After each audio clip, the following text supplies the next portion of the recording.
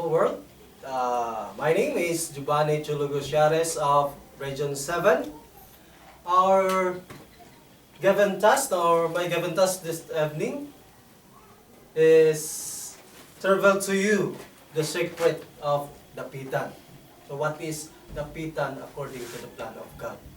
But before we will proceed, allow me first to extend my appreciation and gratitude to our divine mentor who existing his effort for us. No other than the founder of the Kingdom of God, Haring Filemon or Reambonanza.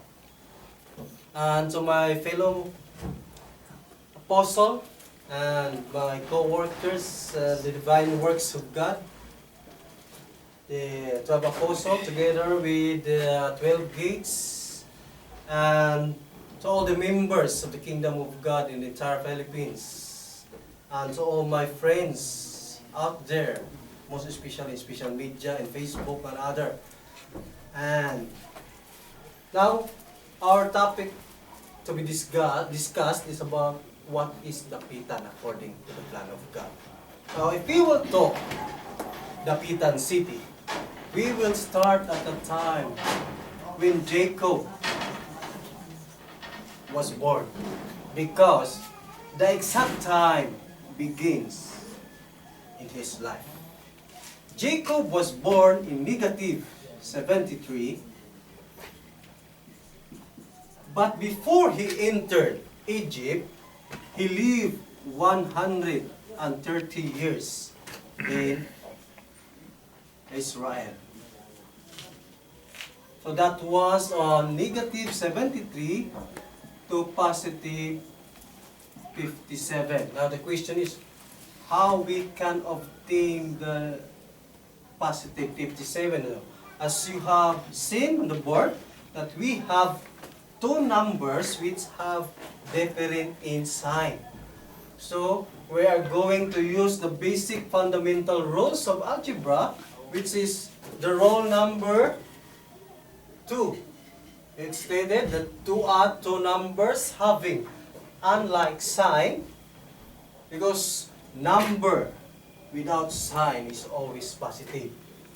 And prefix the sign of the greater numbers. Find the difference. The difference between 130 and 73 is 57.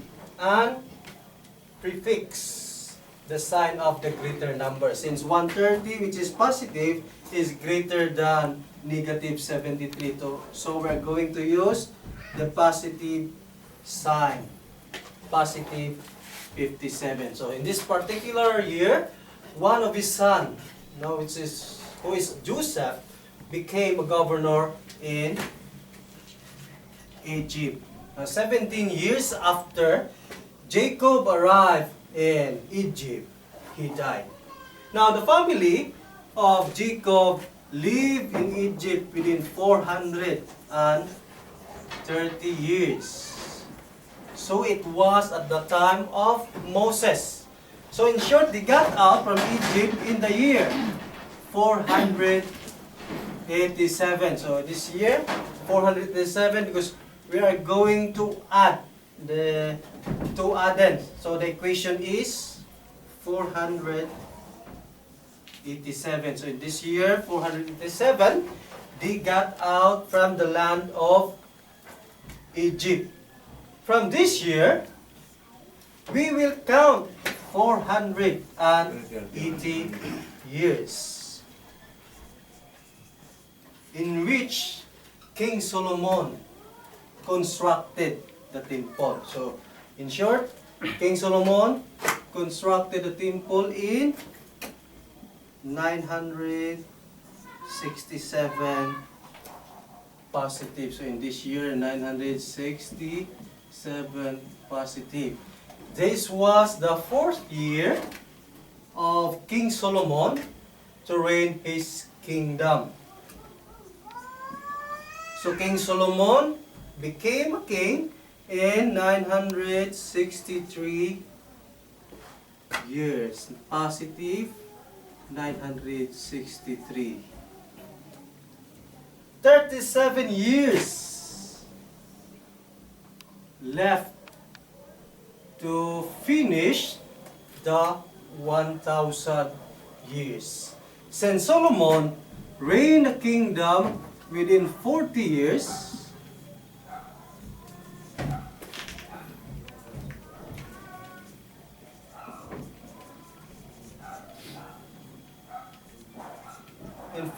so he had 3 years which was already in negative 1,000 years. Now if we will subtract negative 3 from negative 1,000, the answer is negative 997. Why? Because to subtract numbers mentally change the sign of the subtrahend, since 3 is the subtrahend while the negative 1,000 is the minuend. So we're going to change the sign of the minuend mentally. So from negative becomes positive. So now we can subtract. So to subtract two numbers having unlike sign, find their difference. So the difference is 997 and the sign is negative because as you have seen 1,000 is negative. So in this particular year, in negative 997, we will subtract it to 2,520 years, which is the appointed time of God. Now the answer is 1,523 or 1523 in short. So this was the time when God bestowed the kingdom to the nation which became a Christian nation. In this regard, God sent a priest on March 16, 1521 in order to Christianize the Filipino people, for the kingdom of God should be given to a nation in which Christianity abided. Now we cannot profoundly deny that the Philippines is the abode of the Christian people who are struggling for salvation, whether in group or individual. We learn very well that the Philippines became Christian on April 14, 1521. 2 years before God gave the kingdom in the year 1523. Now, it is very clear to mention the kingdom of God because the year 1523 is the repetition of history of the true and real kingdom of God at the time of King Solomon during his last hour in negative 997. The biblical history prevails that the creation of Adam was in the island surrounded by two branches of twin rivers. It is precisely called Mesopotamia.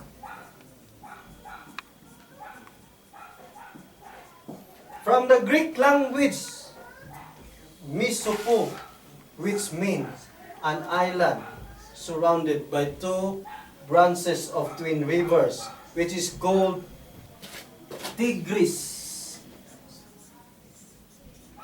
and Euphrates River. In a vivid narration, after the creation of Adam, God rested in the seventh day. Since one day of God is equal to 1,000 years of man, so Adam should be in the Garden of Eden and live there at the same time as God rested. But before the year ended, Adam committed sin. So God completely erased Mesopotamia at the 28th generation at the time of Abraham. So the plan of God was carried by Abraham to Canaan. Many years passed by when Jesus Christ was born in Bethlehem. His human flesh was chosen so that Christ, the true God, could humanly speak to the people for the preparation of his third week in this world. Many Jews did not believe him. So he took away the kingdom of God and given to a nation which became Christian in 1523. 40 years will be counted off when Adam, who could give life to the people, should appear in the person of Dato Pagbuaya in the year 1563. Since Adam lived in Mesopotamia, which was surrounded by two branches of river, so with the new Mesopotamia, which is also surrounded by two branches of twin river called Pulu and Liburan River.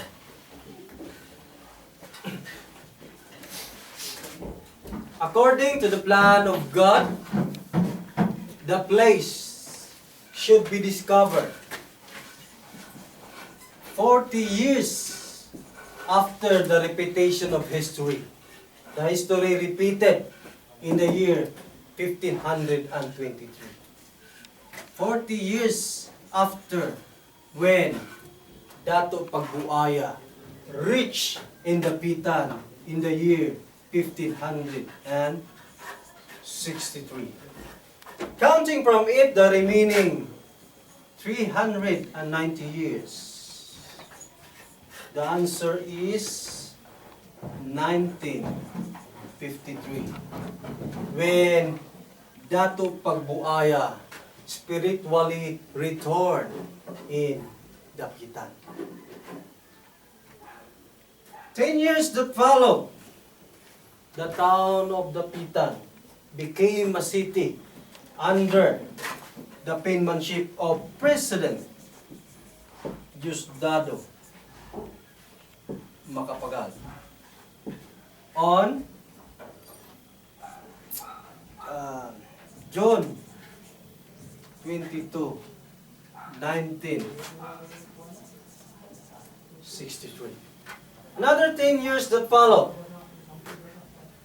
when Dapitan became a shrine city under the signature of President Marcos.